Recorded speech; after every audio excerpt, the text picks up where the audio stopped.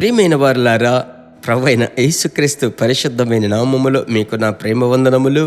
Jesus meets YouTube family, GPS Robinson Facebook కుటుంబంలో కలిసి ఉన్న నా ప్రియ సహోదరులు సహోదరులారా, మనమంతా ఒక కుటుంబమై ఉన్నాం.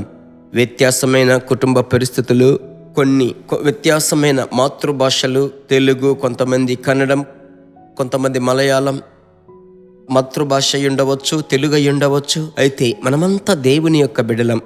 ఆమేన్. ప్రభు యొక్క నామములో నేను మిక్కిలి ఆహ్వానించి శుభములు తెలియపరచడం మాత్రమే కాదు, మిమ్మల్ని తలంచినప్పుడల్లా ప్రభువును స్తుతిస్తున్నాను.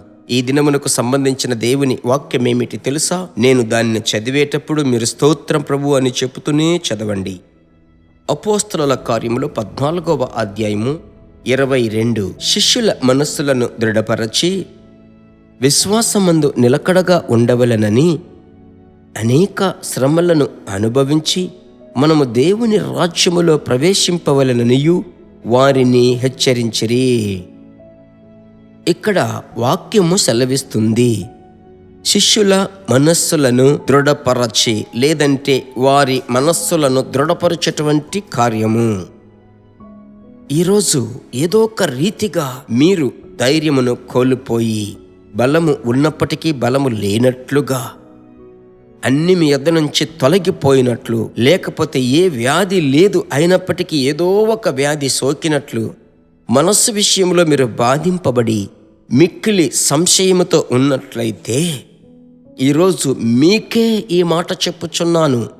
ఆ రోజు అపోస్తలుడైన పౌలు శిష్యుల మనస్సులను దృఢపరచి విశ్వాసమందు నిలకడగా ఉండాలని చేశాడు, వారిని హెచ్చరించాడు.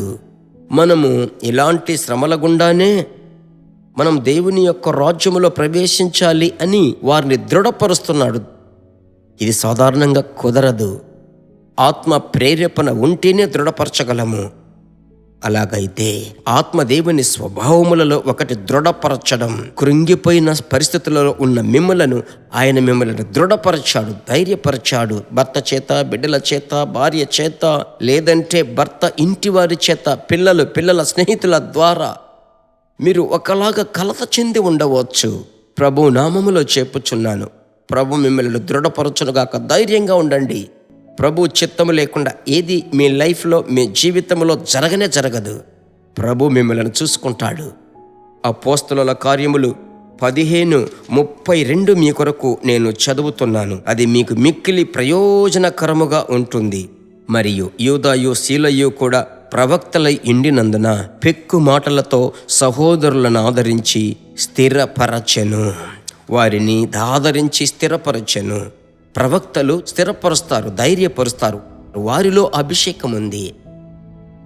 ఆ అభిషేకమే మీలో ఉంది. మీరు ఒకరిని ఒకరు ధైర్యపరచుకోనండి. భార్య భర్తను చూసి చెప్పాలి, కృంగిపోవద్దు, ధైర్యంగా. అలాగూ భర్త భార్యను చూసి చెప్పాలి, దిగులు పడకండి, ప్రభు మనలను నడిపిస్తాడు. బిడ్డలను చూసి చెప్పండి, మీరు కృంగిపోవద్దు, ఇంతటితో అయిపోదు, నీకు ఒక భవిష్యత్తు ఉందని బిడ్డలను చూసి చెప్పండి. సరేనా? దేవుడు నడిపిస్తాడు. మీ కొరకు ఒక ప్రార్థన చేస్తాను. దేవుని నామం మహిమపరచబడాలి. మంచి తండ్రి, దృఢత్వము కోల్పోయిన వారిని, తడబడుచున్న వారిని, ప్రభువా అడుగులు తడబడుచున్న వారిని, తత్తరిల్లిన మోకాళ్ళతో, కృంగిపోయినటువంటి చేతులతో ఉన్న వారిని ప్రభువా దృఢపరచి ఈ దినమునకు సంబంధించిన బలమును ఇచ్చి, ఆ రోజు అహాబు రథమునకు ముందు ఏలియా యొక్క పరుగు వేవేగముగా, చురుకుతనముగా వెళ్ళినట్లుగా మీ బిడ్డలను నడిపించమని ప్రార్థిస్తున్నానయ్యా. ప్రభువా నడిపించండి, హృదయ వాంఛలు తీర్చండి తండ్రి. మీ పరిశుద్ధ నామం మహిమపరచబడాలి. ప్రార్థన ఆలకించిన దేవునికి స్తోత్రం. యేసునామములో తండ్రి, ఆమెన్. ప్రియులారా, ప్రభువునందు సంతోషంగా ఉండండి. రెండవది, ఎదుటివారికి ఈ క్లుప్త సందేశం తప్పకుండా పంపించండి. వారు ఏదో ఒక రీతిగా సమస్యలో ఉన్నట్లయితే ప్రభు వారిని దృఢపరుస్తాడు. ప్రభు నామం మహిమపరచబడునుగాక. మరలా కలుసుకుందాం. God bless you. దేవుని బిడ్డలారా, ఈ వర్తమానము మీకు మిక్కిలి ఆశీర్వాదకరముగా ఉందని మేము నమ్ముచున్నాము. ఇంకనూ మా వర్తమానములను విని ప్రభువులు ఆశీర్వదింపబడుటకు జీసస్ మీట్స్ మినిస్ట్రీస్ అను మా యూట్యూబ్ ఛానల్ ను సబ్స్క్రైబ్ చేయండి. మరియు మా ప్రార్థన సహాయముకై మీరు సంప్రదించవలసిన మా ఫోన్ నెంబర్ 9841252836. మరియు 7299546363. Email gpsrobinson@hotmail.com. ప్రభు మిమ్మును ఆశీర్వదించునుగాక.